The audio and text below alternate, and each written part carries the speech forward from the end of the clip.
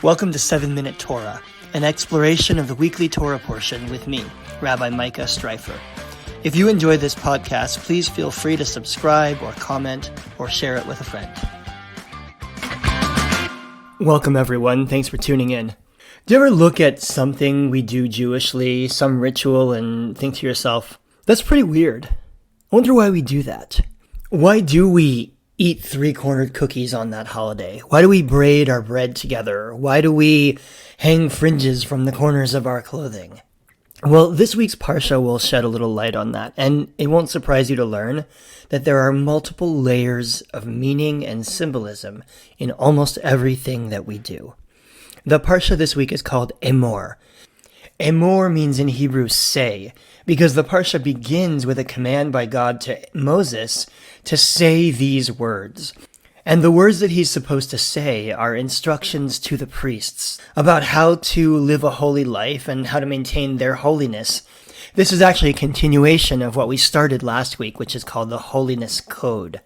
3 chapters on how to live a holy life, both ethical and ritual laws. So you can imagine that a lot of what we think of as central Jewish ideas get their start right here.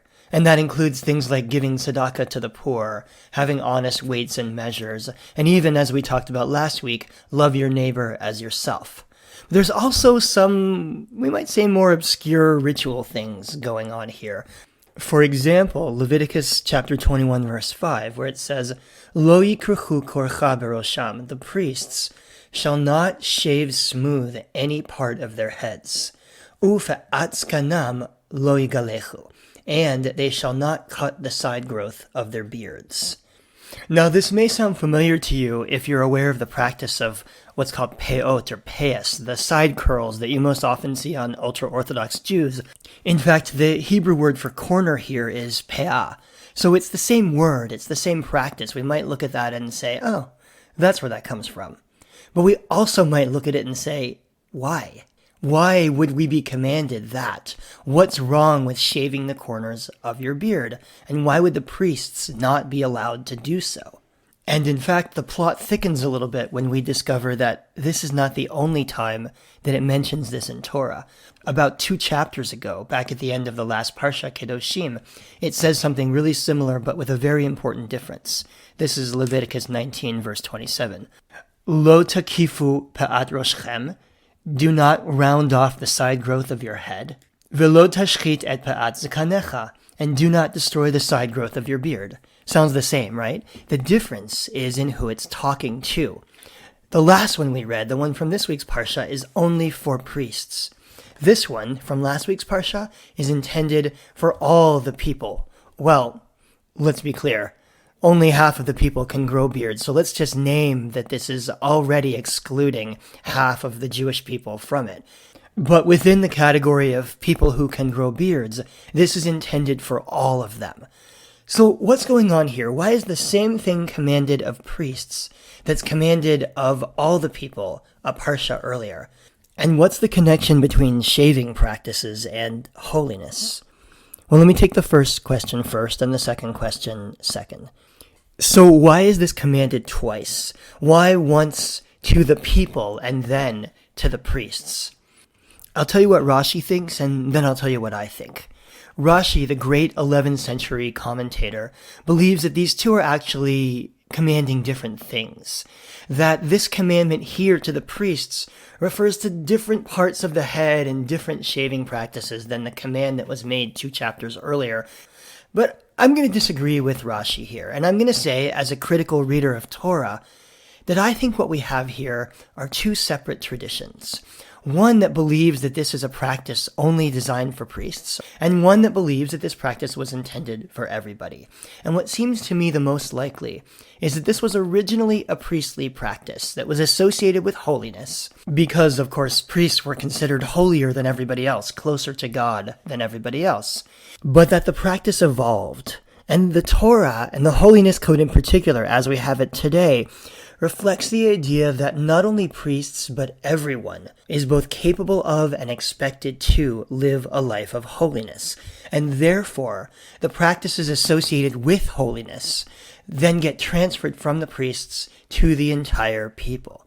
We know this is the case with other priestly practices, like, for example, washing of hands and ritual purity, which were originally priestly, but today are Jewish practices. So I like the idea that the holy life is incumbent on and available to everyone. But that still doesn't tell us what shaving the corners of your beard has to do with holiness. And for that, we need to look even a few more verses back into last week's Parsha. This is Leviticus chapter 19, verse 9. Uvkutzrechem et katsir artzechem. When you reap the harvest of your land, lo techale pe'ad sadcha. Do not reap all the way to the edges or the corners of your field. Rather, it says you should leave the corners along with the gleanings, anything that drops while you're harvesting, for the poor and the stranger. So this is one of the earliest laws of tzedakah, of righteous giving.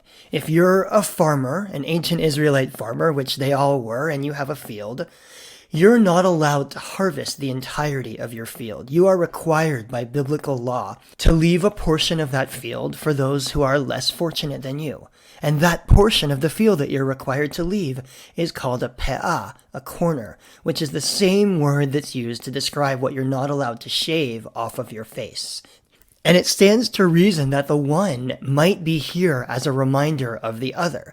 That is to say, you, if you have a beard, carry around with you a reminder of your ethical obligation toward others. By not shaving the corners of your face, you remind yourself that you're not allowed to take everything that's in your field, that you have this responsibility to support and give to others who don't have enough. This is not the only thing in Judaism that's like that. We wear fringes on the corners of our clothing, traditionally, to remind us of the mitzvot, of the obligations that come along with Jewish life. When you put on tefillin on your arm and between your eyes, it's supposed to remind you of God's nearness and of the values that you should have on your mind and on your actions all the time. So in all of these cases, you have a physical ritual that's meant to remind you of an ethical value. And even for those of us who are not performing all these rituals, who don't wear tzitzit, who don't leave their payas untrimmed, who don't even have beards, it's worth asking ourselves, what are the rituals, the clothing, the actions, the blessings, the prayers, the mantras, the meditations? What are the rituals that keep our values in our minds, that remind us of what we believe in and the ways that we wish to live our lives? So I'm not saying you have to grow payas, although feel free if you'd like to and if you can. But what I am saying is that embedded in our rituals are reminders of values and of ethical obligations, of the responsibilities that we have to help others and to do tikkun, to make the world a better place. Thanks for listening. Thanks for listening to 7-Minute Torah. If you enjoyed this program, please leave a review or a comment, and please pass it on to a friend. You can also subscribe on iTunes, Spotify, Google Play, or wherever you listen to podcasts. Have a great week.